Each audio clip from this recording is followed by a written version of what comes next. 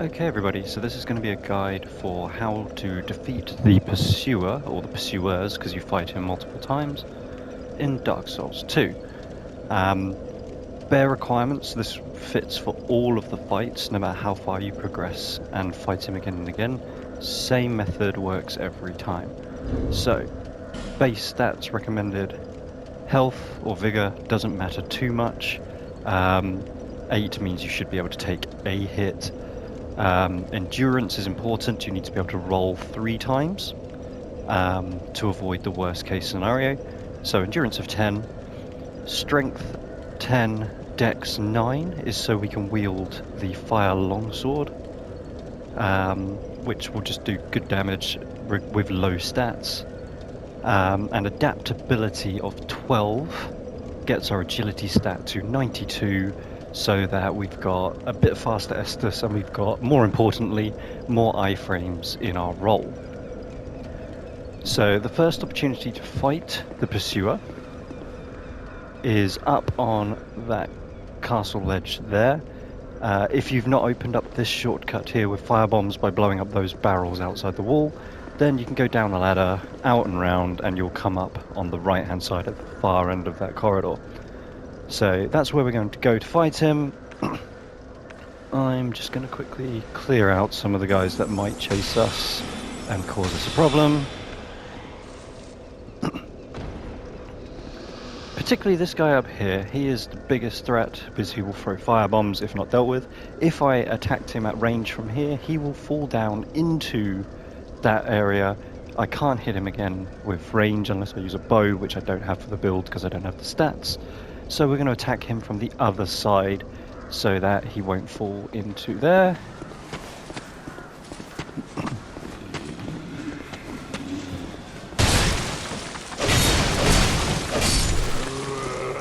So equipment wise, fire longsword, +4 is super easy. By the time you reach this area of the game, if you've gone down the ladder here, you will have all the requirements you need. Pizza shield, large leather shield. If you don't have this, you'll have the blue wooden shield from the area with the ballistas. And that realistically is all you need. If you get the Chloranthy ring from the Pharaoh's Lockstone, that will definitely help with your stamina regen. But let's quickly get rid of these guys. Big turtle. And for the turtle, just make him...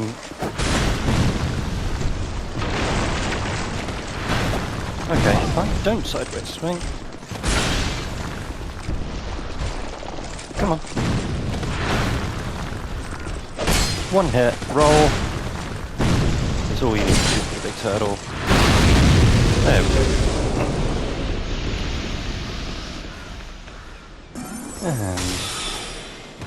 And there we go. So as you see, he's dropped down. Importantly, he is not where the fight is going to be. We'll use life gem, we've got enough time. So if you do not want to fight the Pursuer here, you do get a bonus for beating him here first time. He will only spawn here once. You can also go up the ladder, let him spawn, and come back down the ladder. He will disappear and he won't appear until the boss section later on. I'm going to fight him here, and I will show you where you'll fight him if you do not. One of my favourite bosses in Souls games, because it's a really good one for learning patterns.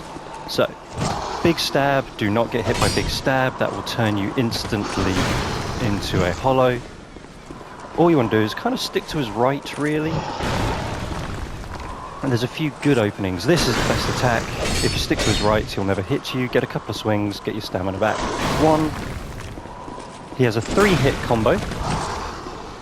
That's the first 2. 1, 2, and just make sure you're ready to roll the 3rd if he does the 3rd hit. Never get hit by the stab, just stay back, rolls aside. And the dash is easily the most punishable move he's got. 2, 3.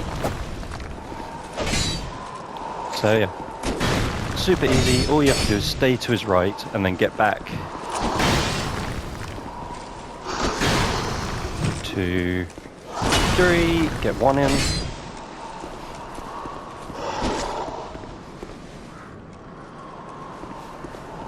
going to do? He's going to do a big stab. We just keep away from the big stab. We do not want to get turn followed. There we go. Skip to the right. 1, 2. Roll back. 1, 2, 3.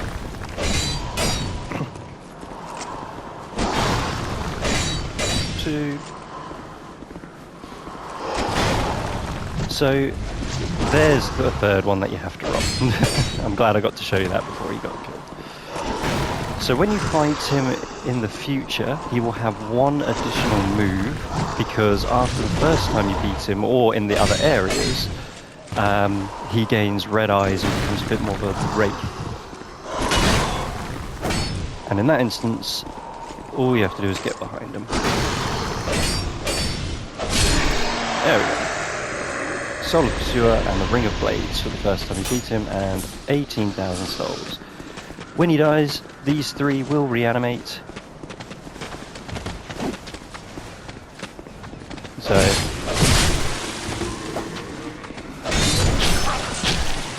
how rude. Okay, now he's annoyed.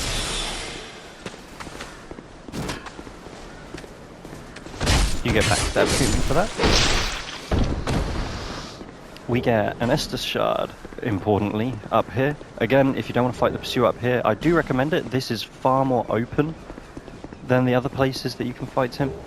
But if you've already missed it because you've gone up the ladder, if you've lost to him, or if you did go back. So when he spawned, as soon as he hits the ground, if you climb down this ladder, he will disappear. You can then go up here, fight the 3, and then get all the items. But I'll show you now the other area where he may spawn, which is after you have defeated the first boss. So after you've beaten the last giant, you'll gain a key.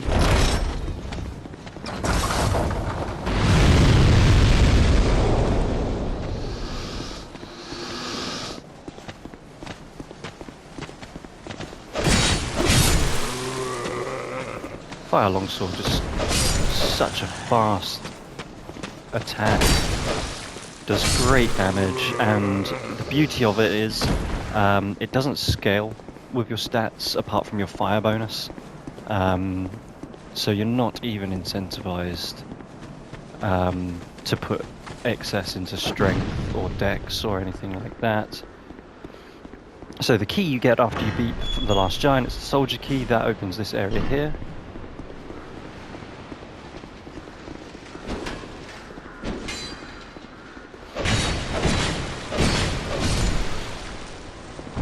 Highly recommend getting your fire longsword leveled up, because as I mentioned, because it's not scaling apart from your fire bonus, which is going to be your intelligence, then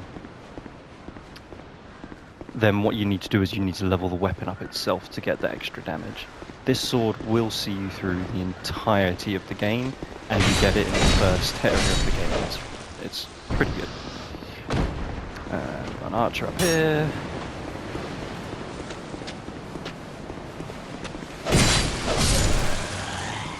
Okay, so if you...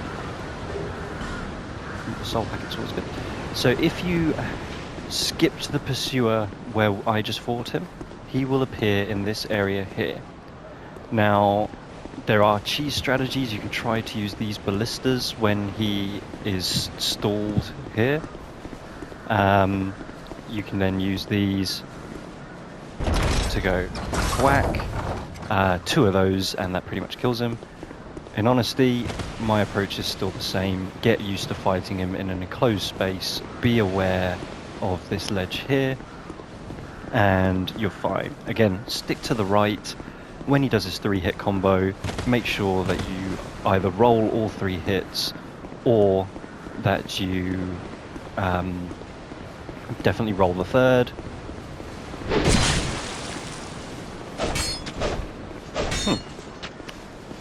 Gotta love Dark Souls 2 for its name. There we go. Worth noting, down here is a little shortcut to an area just before the tree boss, the giant boss. That item that you can see glowing there, that is the Dranglic mail. I highly recommend picking that up and then coming back up here. It is some of the best armor in the game. It's heavy, but it's not as heavy as things like the stone armor or such. So we're going to get carried here, and what this is going to do, by coming through this area, you're going to come out the other side of the Lost Bastille. Now there's a couple of key benefits to doing this, and why I recommend approaching the Bastille from this area. Firstly, we get these two nice cheeky chests here. We get a bonfire. Now this bonfire is important. What this is going to do is this is going to allow us to get our second blacksmith much easier. We get the dull ember. So the dull ember we're going to give to that blacksmith. Otherwise he will not engage. Now realistically I should go to Medulla and spend these souls. Okay, let's just quickly do that. I'm not going to be greedy. We've nearly got 20,000 souls. I'm at soul level 31. I need these souls. And the reason I haven't finished the video yet is we are going to fight the Persuer again right away. And I will try and see if I can show you that extra attack that he gained. To see light, however. Upgrade Exodus.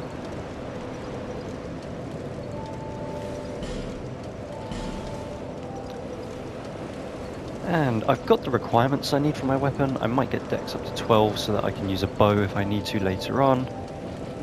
And at this point, 10-10, all I would recommend for your build now is, if you're using spells, you can start on int, but I would suggest get both vigor and endurance. Ideally you want 20 and 15. Once you've got that, because the fire longsword is going to see you through for damage, int, you're going to have to get that much higher to really start seeing a big impact on your spell damage. So we're just going to start, once I get vigor to 15, I'll get endurance to 15, vigor to 20, and from there on I'm just going to chuck everything into int and probably a little bit into faith, and that's going to give you your fire bonus and your spell damage bonus. Importantly, it also improves your cast speed.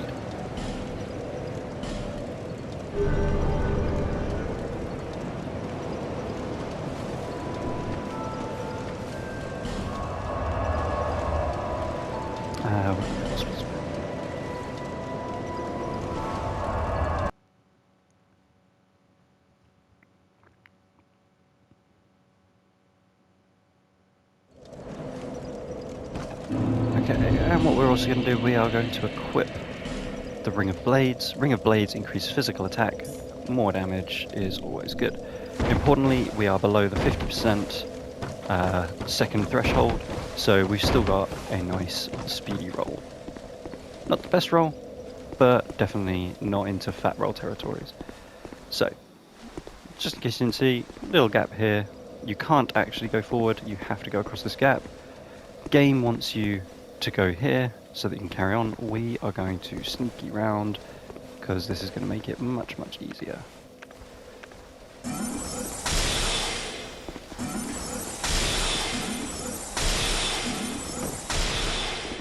Cool, don't worry that he's dropped down, we'll deal with him in a second.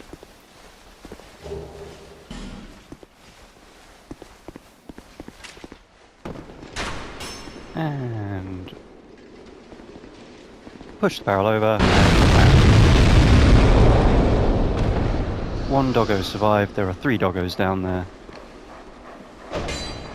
And we missed the plunging attack because of Dark Souls 2 things.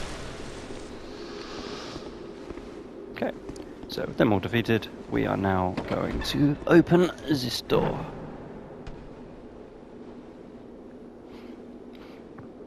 Okay, now there is a chest in that corner. Do not open the chest, just go near it. And the key thing I'd say is be aware, there is a big hole here, and gravity will do its thing. But as soon as you go near this chest, there he is. This is the new form of the Persuer. So he has the same attacks as before, plus 1. Roll.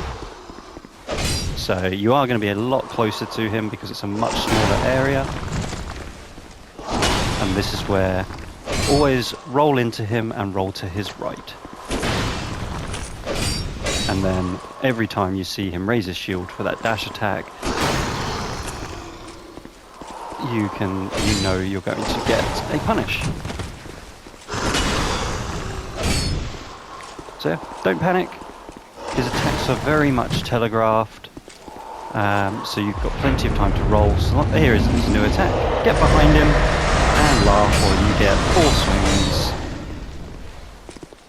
swings. Those do quite a big amount of dark damage, so you do need to quickly get behind him. But otherwise, every other attack is exactly the same. Stick to his right, roll, and no problems.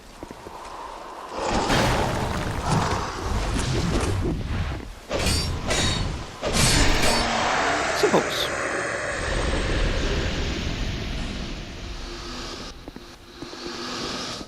And if you open here,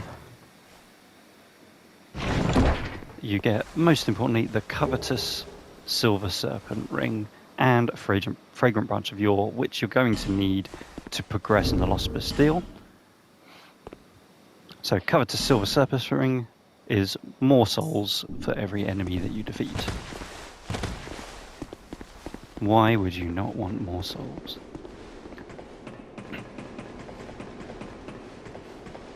So, lastly, just for completionism, here's a big guy.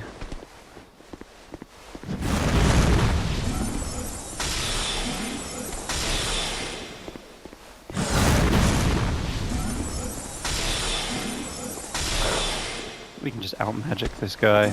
You can go in and stab him. He does stun after 2 or 3 hits. Just be aware. They do become somewhat recurring enemies.